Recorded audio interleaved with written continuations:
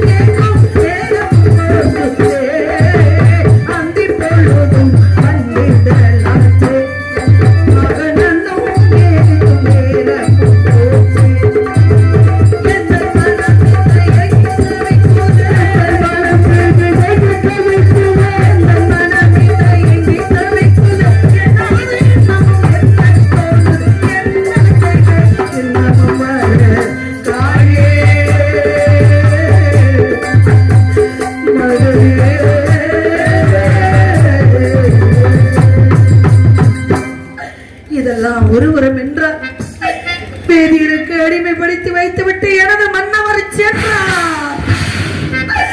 எங்கே இருக்கின்றாரோ, எப்படி இருக்கின்றாரோ, என்ன செய்து கொண்டிருக்கின்றாரோ ஒன்றுமே புரியாமல் தவித்துக் கொண்டிருக்கின்றேன் நான் சுவாமி.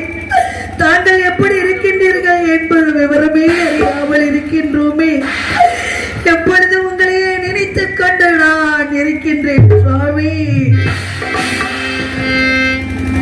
இதோ நினைவுகள் கனவுகள் மனதிலே மலருதே காவேரி ஊட்டாகவே காற்றோடு காற்றோடு காற்றாகவே ஏதோ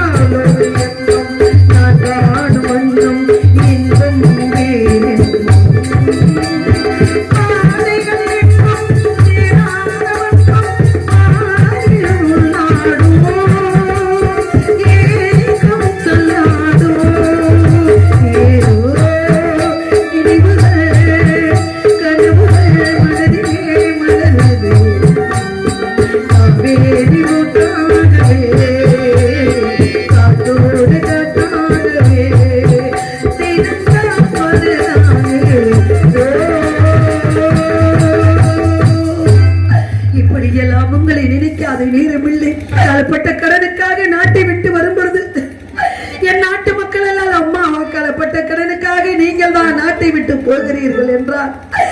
இந்த இளவரசன் என்னமா செய்தான்?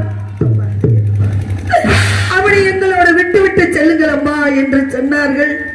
அப்பா, குழந்தை பெற்ற தாயிடத்தில் இருக்க வேண்டும், தாய் பெற்ற குழந்தை இடத்தில் இருக்க வேண்டும், ஒருவருக்கு ஒருவர் உற்ற துணையாக இருங்கள் என்று எனது மன்னவரும் நானும், நான் பெற்ற மகன் லோகிதாசனும் என் நாட்டு மக்களுக்கு ஆறுதல் சொல்லிவிட்டு படிநடையாக வந்து கொண்டிருந்தோம். நாங்கள் இதோ வந்து விடுகிறேன் தாராபதி என்று சென்றார்.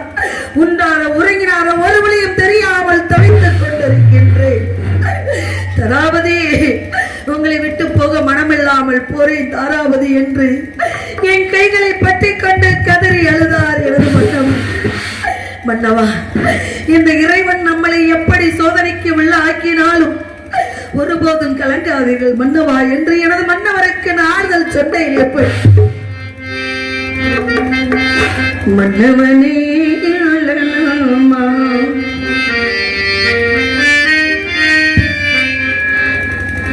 மன்னவனே அழலாமா, கண்ணீரை விடலாமா, உயிராய் நான் இருக்க, என் உயிராய் இருக்க, மன்னவா மன்னவா மன்னவா, மன்னவனே அழலாமா, கண்ணீரை விடலாமா, உயிராய் நான் இருக்க, என் உயிராய் இருக்க.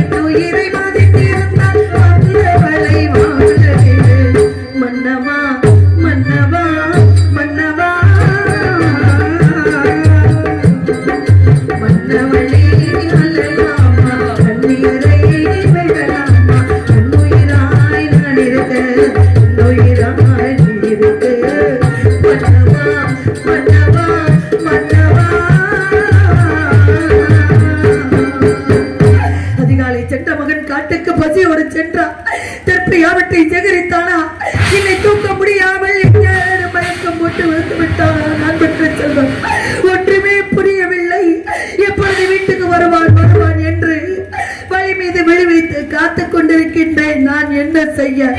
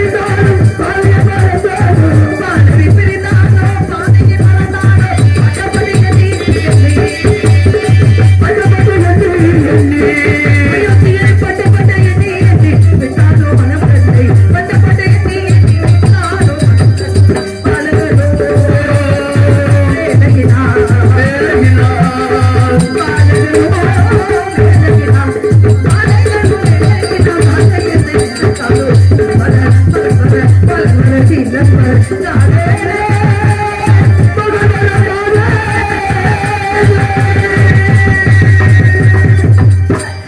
அந்த சிறுவர்களுடைய சத்தமெல்லாம் கேட்கின்றது.